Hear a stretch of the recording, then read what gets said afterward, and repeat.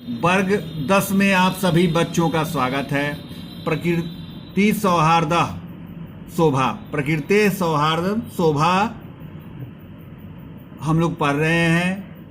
वहाँ तक हम लोगों ने काक का संवाद पढ़ लिया था कि विद्यार्थी मुझे आदर्श छात्र माना जाता हूँ, मैं ही विद्यार्थी मुझे अपना आदर्श मानते हैं। अब कोयल ने पीका मतलब कोयल ने जो अपना डायलॉग बोला, संवाद बोला, वहाँ से हम लोग आज की पढ़ाई शुरू करते हैं। पीका, अलम अलम अति विकथनेन, बंद करो अपनी इस वाचालता को, मतलब ज़्यादा सेखी मत बघाड़ो, अधिक गाल मत बजाओ, अपनी बड़ाई अपने मुंह से मत करो। अलम अलम अति विकथनेन, अपनी बड़ाई अपने मुंह से मत बनो, मतलब अपने मुंह मियाँ मिठू मत बनो। किम न विस्मर्यते यत्, क्या तुम्हें भूला नहीं जाता है कि काका कृष्ण पीका कृष्ण को भेद पीका कयो, बसंत समय प्राप्ते काका काका पीका पीका। कौवा काला कोयल काली, फिर कौवा और कोयल में क्या अंतर है? यह अंतर बसंत के ऋतु के आते ही स्पष्ट हो जाता है कि कौवा कौवा है, कोयल कोयल है। मतलब इस श्लोक के द्वारा कोयल अपनी श्रेष्ठता सिद्ध करती है कि तुम कौवा का कौवा हो, लेकिन कोयल मैं हूँ, ऋतुओं का राजा मुझे पसंद है और वो मुझे अंगीकार करता है। ऋतुराज, ऋतुओं का राजा अगर वो बसंत, तो मैं उसका साथी होने के नाते मैं ही पक्षीराज बनने के योग्य हूँ। कौवा काला कोयल काली, इन दोनों के बीच में कौवे और कोयल और कौवे में क्या भेद है, क्या अंतर है? बसंत ऋतु के आने पर कौवा कौवा है और कोयल कोयल है। अब काका कौवा बोलता है, कोयल के डायलॉग के बाद कौवा बोलता है, रे प्रभृत हम यदि तो संतति न पालयामि तरहि कुत्र सिहुपिका, अतः अहम एव करुणा परः पक्षी सम्राट काकः।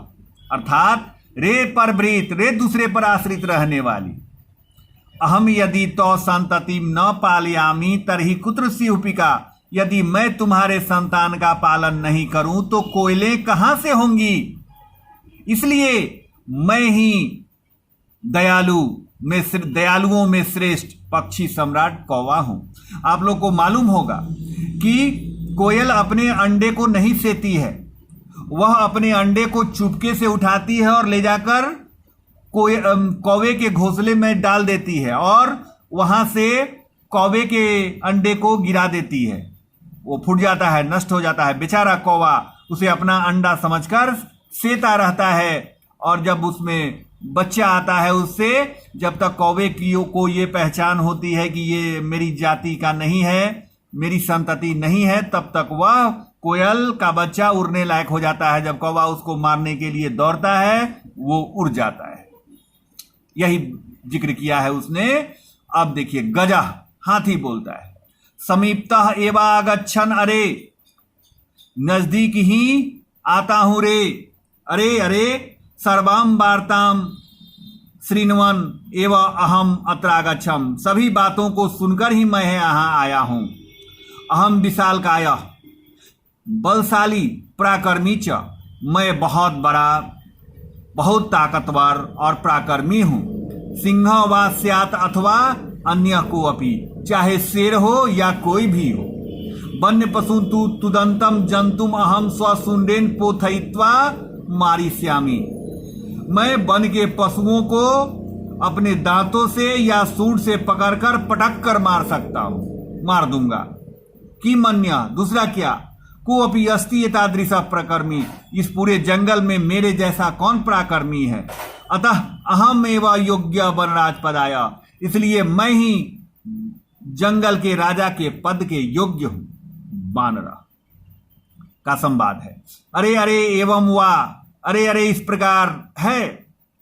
शीघ्रमेव गजस्यापि पूछम विधुय वृक्षो परियारोहति, शीघ्र ही हाथी के पूंछ को भी खींचकर वृक्ष पर चढ़ जाता है।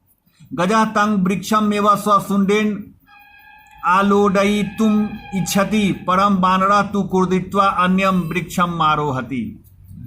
हाथी तो वृक्ष पर ही उसको अपने सूंड से हिला डुलाकर मार देना चाहता है, परंतु बानर तो इस वृक्ष से उस वृक्ष कूदकर चले जाते हैं। एवं गजम वृक्षात वृक्षम प्रति धावंतम दृष्ट्वा सिंह अपि हसति बदति च। इस प्रकार हाथी को एक वृक्ष से दूसरे वृक्ष की ओर जाता हुआ देखकर शेर भी हंसता है और बोलता है। भोगजा, शेर बोलता है, भोगजा माम अपि एवं वा तुदन एते बानरा। अरे हाथी, मुझको भी ऐसे ही इन बंदरों ने तंग किया, मुझको कष्ट दिया। अब हम लोग इससे आगे कल पढ़ेंगे। धन्यवाद।